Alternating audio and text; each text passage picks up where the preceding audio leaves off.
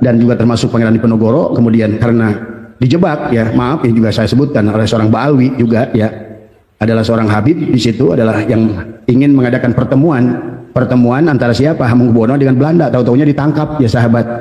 Itulah awal Hamengkubuwono Pangeran Diponegoro ditangkap tahun 1886 tadi semua. Sejak itulah Syed dan Syarif itu yang tadinya adalah berada di Yogyakarta di bawah lindungan berada Kesultanan Yogyakarta, mereka menyebar ke Nusantara, ke Jawa Barat, ada yang ke beberapa daerah. Nah inilah yang awal sebetulnya Belanda.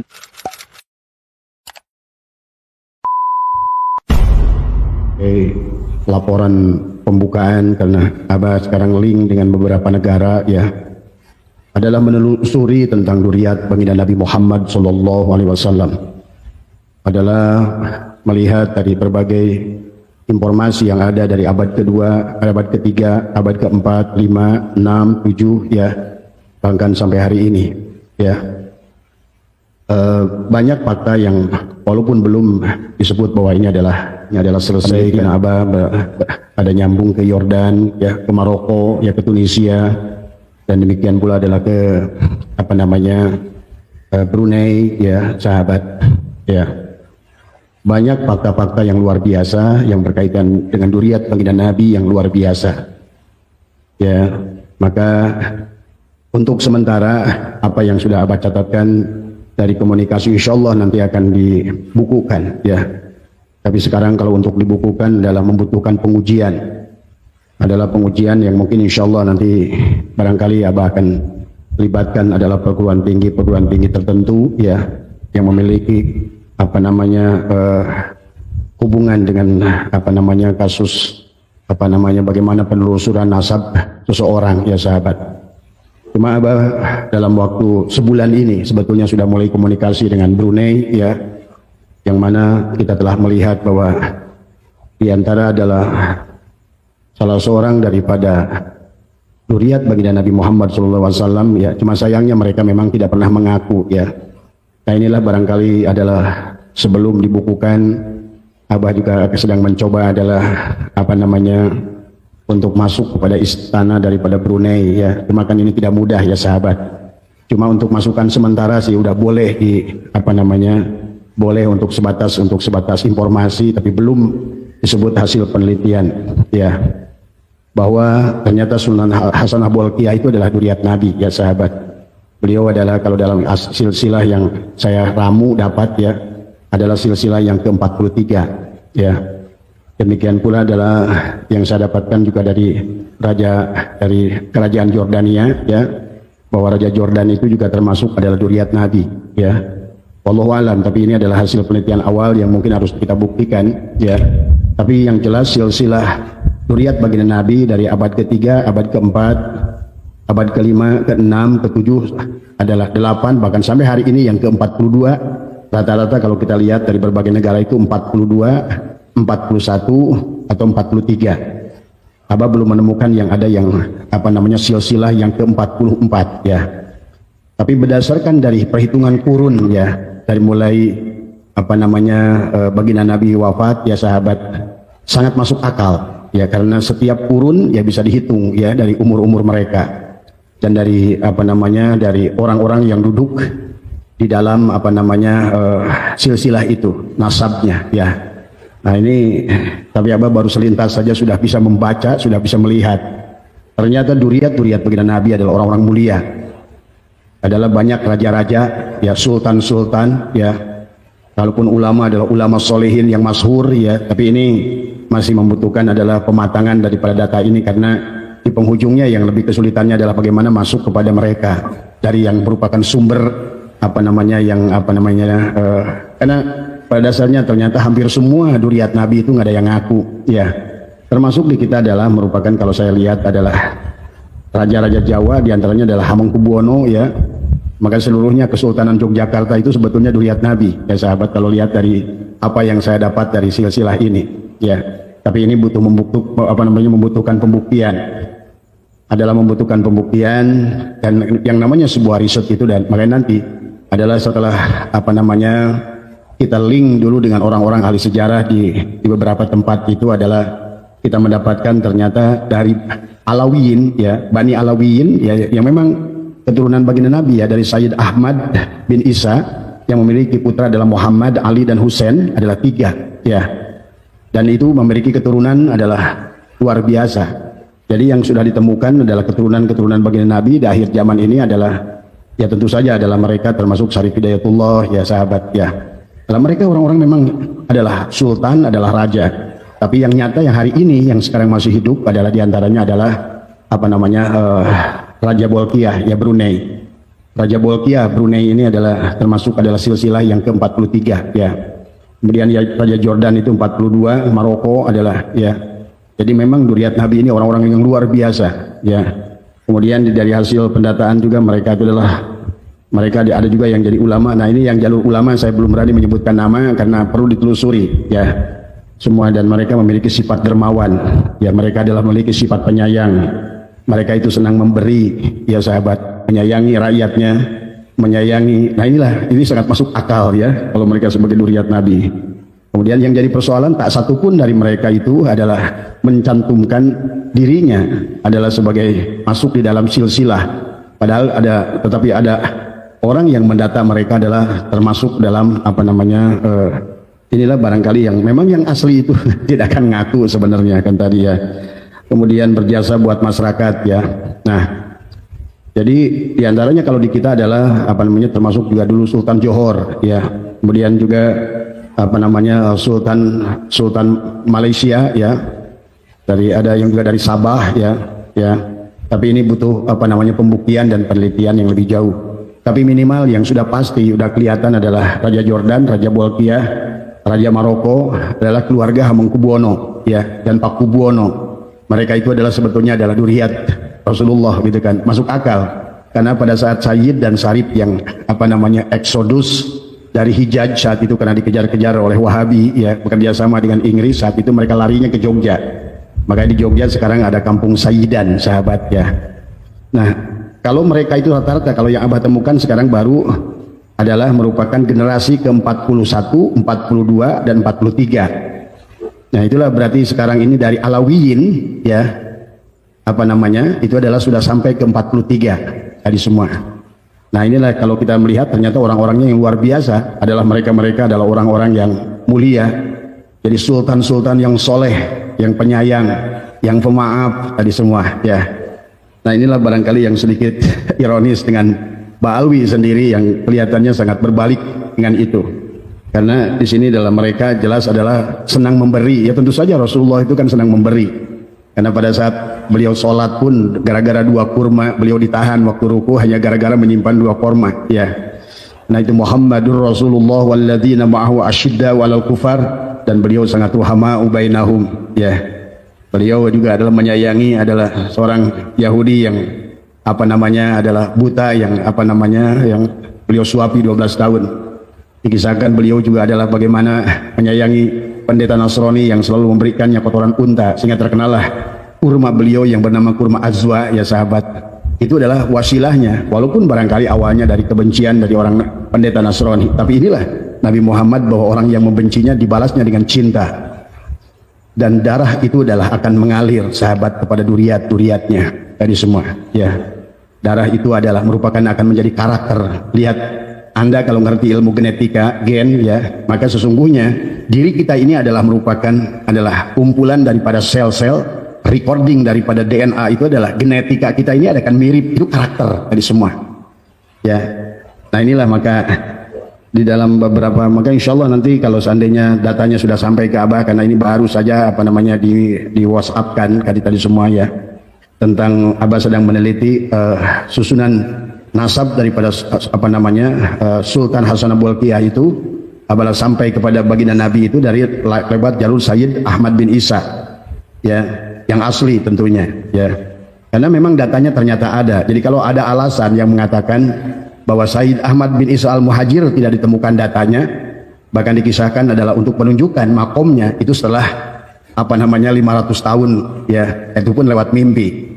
Satu kasus dikatakan adalah dari apa namanya channelnya Gus Jajuli yang beliau adalah pegang kitabnya, bahwa penentuan daripada makom Sayyid Ahmad bin Isa al-Muhajir itu adalah dari mimpi ya, oleh mimpinya Ali Asyakron 500 tahun kemudian. Kemudian yang kedua adalah kata Gus Jazuli adalah seorang ulama India yang juga adalah Ba'alwi, adalah merupakan cucu daripada Habib Ali Asyakron ya, yang beliau mengisbat bahwa di situ makam Sayyid Ahmad bin Isa Al-Muhajir itu adalah lewat pingsan. Nah inilah sebuah dan tetapi inilah biar itulah urusan mereka mengaku begitu. Tapi kalau seandainya Abah Runut ya, katakanlah sekarang Rizik Syihab misalnya mengaku di ke Lutfi bin Yahya 37. Itu kalau dihitung ya sahabat setiap kurun itu banyak terputus, mustahil. Makanya kalau yang benar ini pasti antara 42, 43, 44. Ya. Itu kalau dihitung berdasarkan dan mereka dari Alawiyin ini tidak ada yang terputus, ya. Jadi di abad kedua pun ada datanya, abad ketiga pun ada datanya, abad keempat pun ada datanya, abad kelima pun ada orangnya, ada datanya gitu. Tapi kan kalau yang dari Sayyid Ahmad bin Isa Al-Muhajir itu dari data Sayyid Ahmad Isa Al-Muhajir hijrah nggak ketemu. Kemudian dicarikan data Paki Muqaddam nggak ketemu, dicarikan Ubaidillah nggak ketemu, ya. Jadi memang disinilah kelihatan. Kemudian kalau pada saat kita menyambungkan, apalagi kalau dihitung berdasarkan kurun waktu, Bahar bin Smith yang ngaku dia 28 itu berarti harusnya hari ini usia dia tuh 700 tahun dari semua. Nah inilah ya yang keanehan-keanehan diantaranya adalah secara susunan, secara adalah apa namanya runutan tingkatan aja sudah mustahil dari semua. Satu itu dari mustahil. Lutfi bin Yahya aja 37 udah mustahil. Karena kalau berdasarkan hitung runutan sekarang 43, 44 itu harusnya usia Lutfi bin Yahya itu sekarang udah 400 tahun harusnya gitu kan tadi semua. Nah inilah sahabat yang ya kita ya nggak apa-apa kita nanti insya Allah barangkali kalau seandainya datanya sudah lengkap ya kemudian Abah mendapatkan nah di penghujungnya Abah akan datang apa namanya berkeliling kepada mohon izin kepada yang bersangkutan adalah karena untuk mendeklarasikan menyampaikan silsilah seseorang itu kita harus minta izin kepada orangnya. Cuma dari pendataan mereka ya sahabat-sahabat Abah yang di Brunei yang ahli dalam bidang penyusunan nasab ya itu menyatakan Sunan Bolkiah itu adalah ke-42 adalah merupakan turunan baginda Nabi yang ke-40 pantas dia soleh dari soleh baik kaya raja gitu kan tadi semua. Raja Jordan juga begitu ya soleh ya ganteng ya baik tadi semua. Nah, kemudian secara yang pentingnya tadi secara silsilah itu adalah masuk akal gitu ya. Kalau misalnya dihitung runut setiap generasi itu adalah sekian tahun, maka tidak ada yang apa namanya kosong gitu ya. Maka aneh kalau seandainya memang, jadi kalau bisa disimpulkan ya, kalau berdasarkan dari data ini sebentar yang sudah Abah pegang ini, kalau bisa disimpulkan sementara, kenapa Sayyid Ahmad bin Isa Al-Muhajir itu nggak ketemu datanya? Kenapa Paki Muqaddam itu nggak ketemu datanya? Ubaidillah itu nggak ketemu datanya? Memang tokoh itu tidak ada. Kalau kita lihat di sini dan mereka juga kalau ada bukan duriat Rasul gitu kan tadi. Kalaupun ada bukan duriat Rasul, ya pahami. Sementara yang dari jalur Alawiyin yang benar-benar dari Sayyid Ahmad bin Isa karena dikisahkan dari makomnya sekarang jelas masih ada di apa namanya tidak hijrah beliau ya masih ada di Irak ya. Ya kalau dulu kan semuanya hijaz itu semuanya tadi semua. Sekarang masih ada di tempat yang sama dengan makam yang luar biasa dan keluarganya juga masih ada ahli-ahlinya di sana. Jadi itulah makanya Abah kenapa berani menentang siapapun yang berani membuktikan ada bukti filologi apalagi arkeologi atau barangkali genetika ya tadi semua. Jadi memang kalau kita lihat dari struktur Ba'alwi ini ya kalau kita udah sejarah udah dibahaskan. Nah sekarang dari segi genetikanya gitu. Dari segi bagaimana mereka itu tiba-tiba menjadi duriat semuanya bertolak belakang.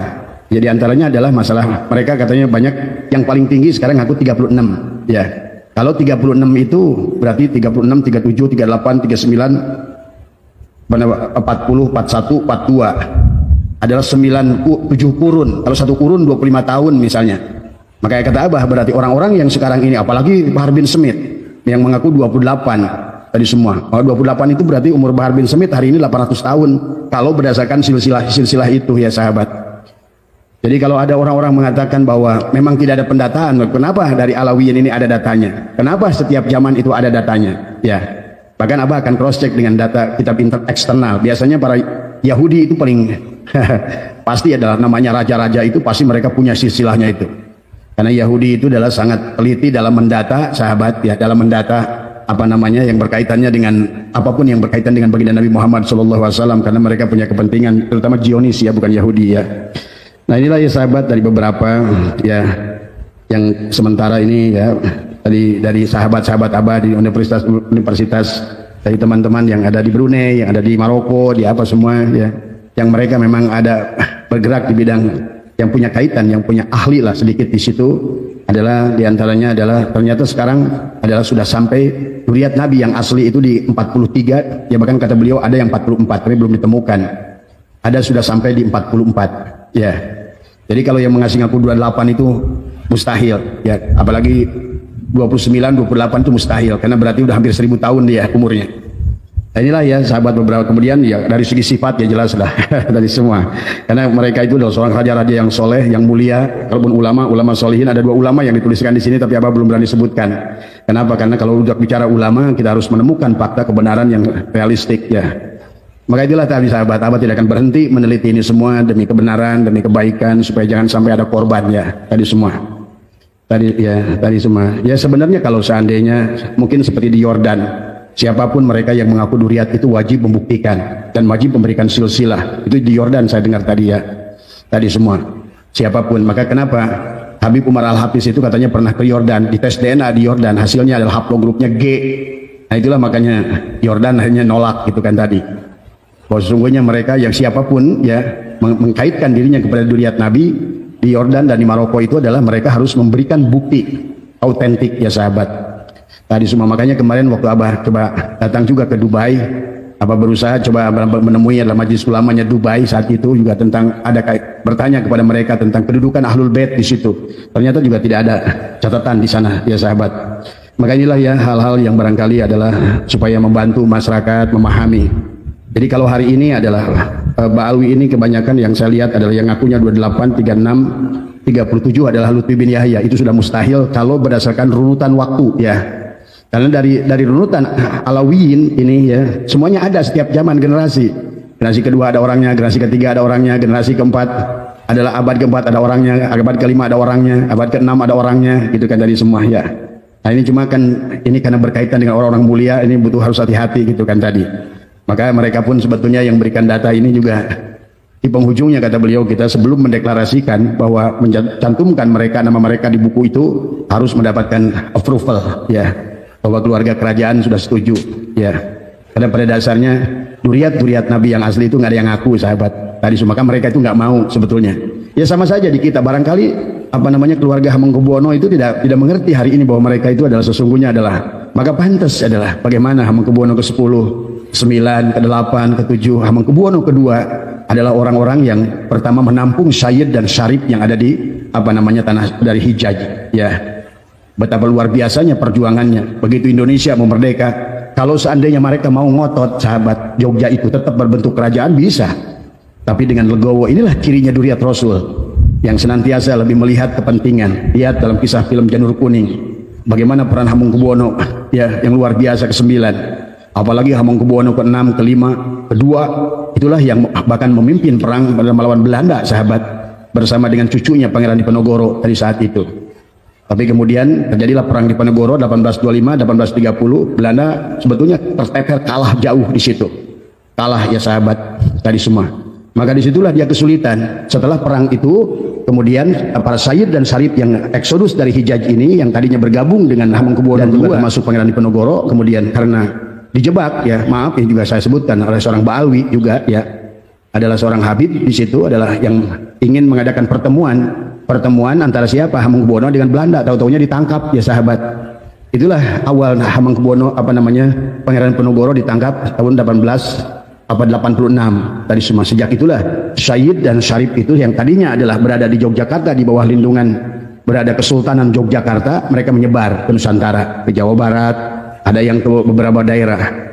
Nah inilah yang awal sebetulnya Belanda mendatangkan Ba'alwi, karena pada dasarnya saat itu Belanda kebingungan, sementara dia ingin bercokol di sini, sementara begitu perang di Diponegoro itu mereka habis-habisan ya, dan tidak ada lagi masyarakat yang percaya. Nah bersamaan dengan itu Syed dan Syarif setelah selesai perang itu melihat Pangeran Diponegoro ditangkap, mereka menyebar ke masyarakat. Maka sekarang beredarlah di Jawa ini ada yang bergelar Raden Roro, ada Tubagus dan lain sebagainya. Itu sebetulnya kalau kita runut sebetulnya adalah Syed dan Syarif yang mereka tadi sudah bersembunyi di masyarakat dan mereka sengaja menikah dengan masyarakat melebur untuk menghindari kejaran daripada Belanda saat itu.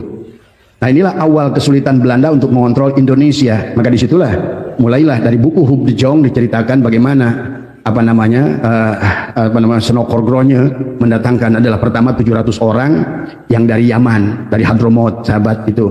Jadi yang disebut Sayyid itu di situ adalah 600 orang saja. Tetapi bersama dengan itu ada 20.000 yang dibawa adalah mereka masyarakat masakin yang sebetulnya nggak ada hubungannya. Yang nanti di sini inilah maka kita harus pelajari semua ya. Tetapi yang 700 orang yang mengaku adalah sebagai Sayyid itu juga adalah mengaku sebagai keturunan Sayyid Ahmad bin Isa al-Muhajir. Tapi kalau kita melihat Sayyid Ahmad al-Muhajirnya tidak ada faktanya ya. Berarti mereka dari Yaman saat itu pun palsu sebenarnya 700 orang itu.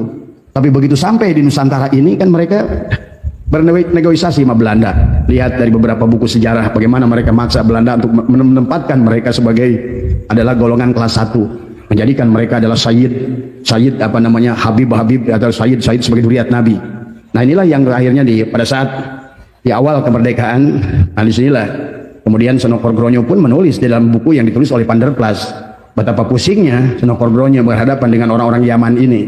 Udah dikasih kesempatan padahal mereka adalah eksodus dari Yaman dalam keadaan miskin, negaranya begitu miskin, kata Huub de Jong, kata Van der Plas ya, mereka adalah orang-orang yang karena tadi tujuan Belanda adalah sama, karena tidak ada lagi ulama-ulama Nusantara sejak perang Diponegoro itu yang mau bergabung dengan Belanda, sementara Belanda masih punya kepentingan kepada Sayyid dan Syarif yang asli yang sudah bersembunyi.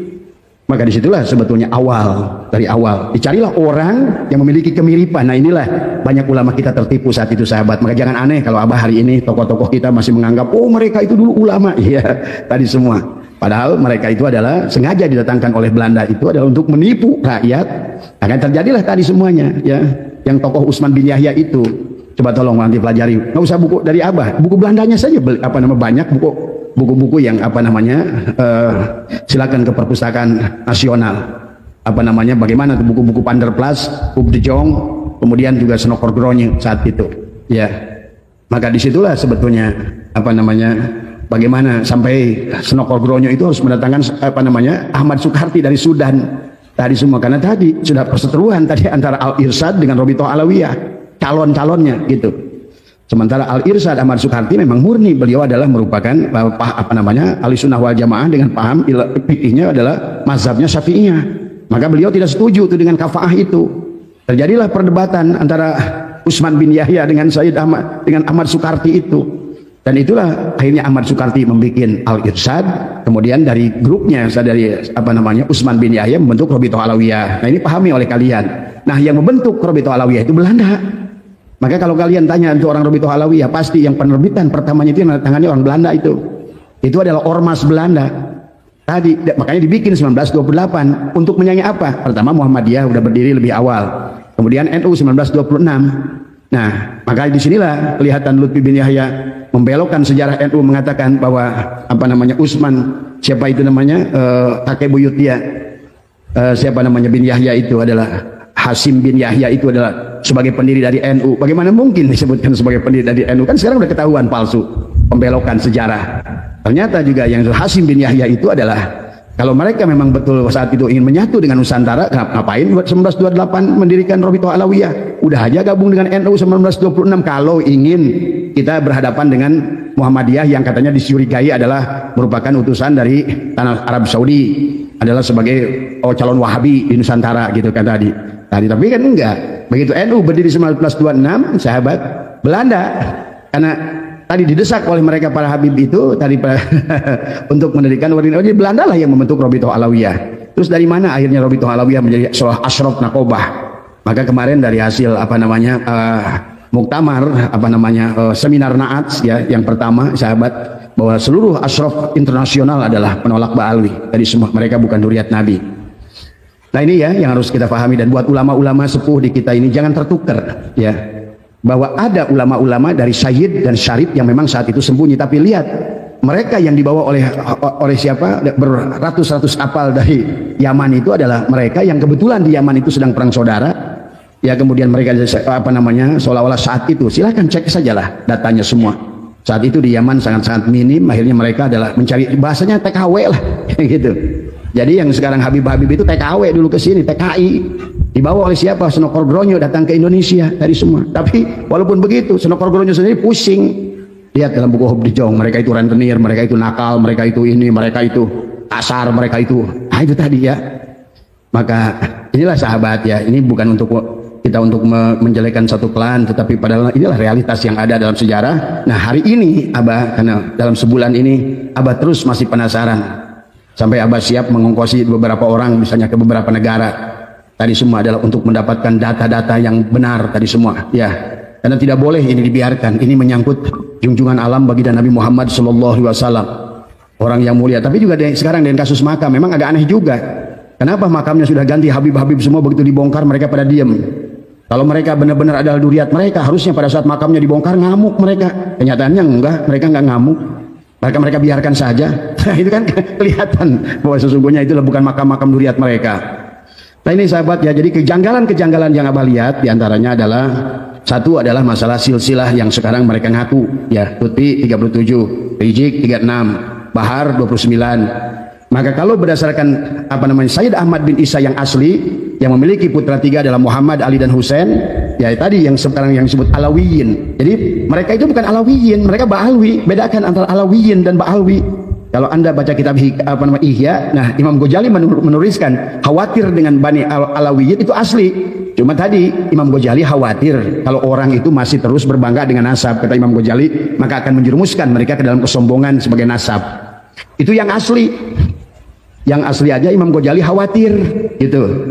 Nah yang dikhawatirkan nanti adalah mereka terjerumus ke dalam kesombongan gitu kan tadi semua. Nah sementara Ba'alwi ini kan berasal dari seolah-olah terjadi adalah namanya padahal Abah pernah menjelaskan tentang pada saat Sayyid Ahmad bin Isa yang asli berpindah dari Basra dari Irak itu, dari Baghdad ya, bersama Banu Ahdal dan Banu Kudaimah itu adalah mereka betul-betul saksi hidup bahwa saya yang menguruskan jenazahnya, bahwa saya yang memakamkannya, bahwa saya yang menyolatkannya.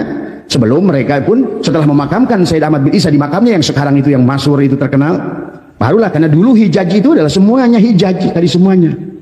Barulah mereka itu karena berseberangan dengan Yaman saat itu sahabat, maka dia pergi ke sana. Barulah mereka mengerti Banu Ahdal, Bani Kudaimah itu, walaupun nanti di belakangan Banu Ahdal, Bani Kudaimah pun mengaku duriat Nabi gitu kan tadi semua. Karena tadi kepentingannya ekonomi. Jadi kalau kita lihat dari runut, dari mulai Bani Fatimiyah, kemudian beberapa generasi orang-orang yang mengaku duriat Nabi itu tujuannya pulus, ya. Semuanya hanya untuk karena cara mudah.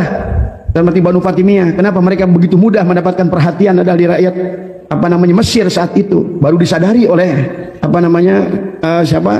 Salahuddin Al-Ayyubi sampai beliau harus minta izin kepada Tuan Abdul Qadir.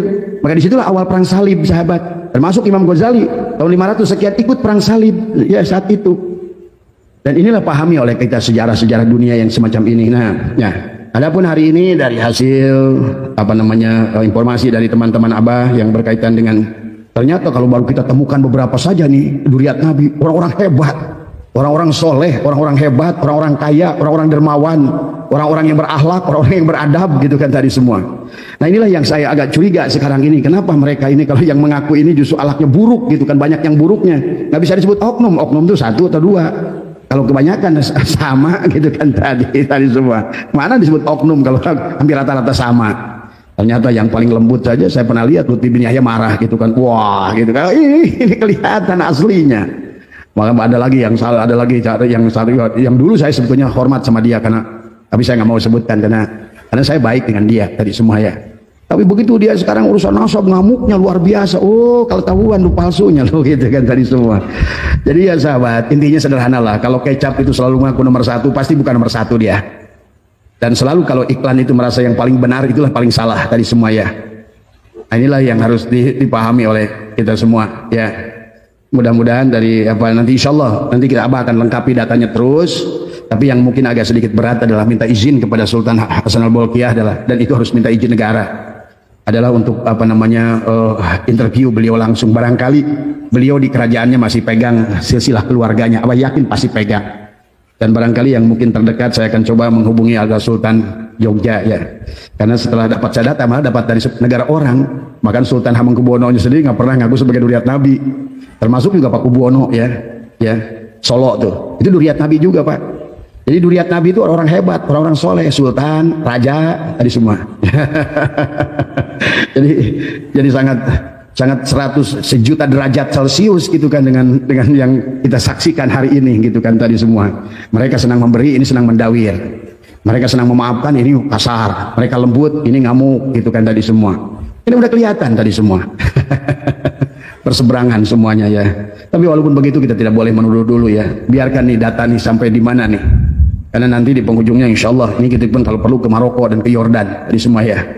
Nah inilah harus benar-benar didapatkan data yang luar biasa. Saya rasa mereka-mereka walaupun tidak mau diketahui identitasnya, tapi demi kebaikan, karena ada orang-orang yang mengaku duriat nabinya, harusnya mereka itu adalah memberikan jalan ya sahabat. Nah ini Abah sudah ada beberapa halaman ya. Ada report yang Abah baru print ya tadi semua dari beberapa yang paling jelas, yang paling udah lengkap datanya ini dari terahnya Sunan Hasan Bolkiah. Tadi semoga Allah memuliakan Raja Bolkiah karena beliau adalah duriat Rasul. Berbahagialah orang Brunei tadi semua ya, karena duriat Rasulnya asli gitu, dan duriat Rasulnya benar-benar jadi sultan, jadi raja dan mulia gitu, sangat baik, penyayang dan lain sebagainya. Udah banyak duitnya, penyayang, baik, pemberi, raja lagi tadi semua ya. Dan lagi ya udah bedegong, udah kasar tadi semua ya. Ilmunya nggak ada, coba malu. Sebetulnya yang kayak begini tuh malu harus ngaku duriat Nabi ya tadi semua ya. Barangkali itu saja ya. Mudah-mudahan sekali lagi yang dapat Abah dapatkan nama-namanya nanti insya Allah akan Abah masukkan ya. Dari abad ketiga, keempat, kelima, keenam duriat Nabi itu ada namanya Pak semuanya. Tapi kalau kita lihat dari Ba'alwi ini kan hilang, baru nongol di abad ke-9. Abad ke-9 pun adalah kalau kita runut tadi semua adalah tidak tidak ada datanya. Ya tidak ada datanya barangkali karena memang mereka bukan duriat Nabi dari awal. Kalaupun ada itu namanya Pakih Muqaddam atau siapapun tadi semua. Dan dia kalaupun kita lihat dari kisah-kisahnya yang khurafat itu juga udah mustahil duriat Nabi. Nabi yang begitu sederhana, kadang-kadang makan pun diganjal dengan batu ya. Begitu perang dilempar berdarah gitu kan tadi. Masa cucunya Pakih Muqaddam bisa mi'raj 70 kali sehari tadi semua. Itu aja sebetulnya udah bagi orang-orang yang berakal ya tadi semua, yang mau menyadari tentang semua itu ya. Terus apa lagi sini ya yang beliau tuliskan ya. Mungkin itu aja dulu ya sahabat barangkali. Ini adalah yang pertama Abah laporkan ya. Nanti insya Allah begitu datanya semakin baik karena saya telusuri dari berbagai penjuru bumi ini semua ya. Karena kita ingin mendapatkan duriat Nabi yang sebenarnya. Ya cuma susahnya mencari mereka itu tadi. Karena orang-orang yang duriat itu tidak akan ngaku masalahnya itu. Ya mereka hanya berbuat, menyayangi, memberi tadi semua ya. Tadi semua. Tadi ya. Itu saja barangkali mudah-mudahan sekali lagi urusan diskursus nasab ini semakin jelas ya.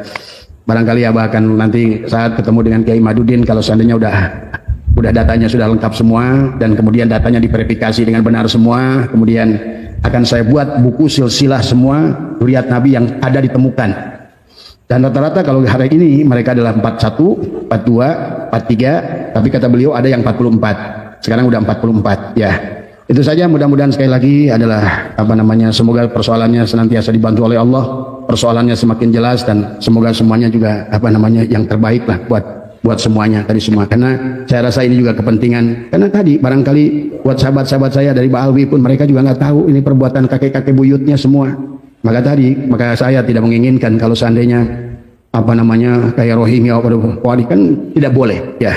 Mereka udah lahir di sini, mereka sudah ada di sini. Barangkali mereka bangga sebagai duriat Nabi karena di-framing dari sebelum-sebelumnya, dan mereka pun akhirnya menjadi malas bekerja, malas usaha, malas semua. Dan mereka hanya sebatas bahkan malas mencari ilmu. Karena itulah kesalahan dari Ba'alwi diantaranya juga adalah kelihatan mereka hanya membesarkan nasab tapi tidak membesarkan ilmu. Akibatnya pada saat zaman yang semacam ini maka segala kebodohannya nampaklah semuanya tadi semua ya. Jadi itu saja barangkali ya sahabat. Jadi kita harus memahami keadaannya. Karena sahabat-sahabat kita mau Pak Habib Rizik atau siapapun yang ada di zaman ini adalah pasti mereka kan hanya orang-orang baru. Mereka pun adalah tidak mengerti silsilahnya itu benar dan enggak. Saya yakin itu. Dan maka kita harus maklum untuk itu. Dan makanya tadi kata saya, yang terbaik adalah bagaimana ada pemerintah menyatukan ini semua. Udah, Ba'alwi stop mengaku sebagai duriat Nabi, kemudian hiduplah berdampingan sebagai umat Nusantara dan kita saling memaafkan.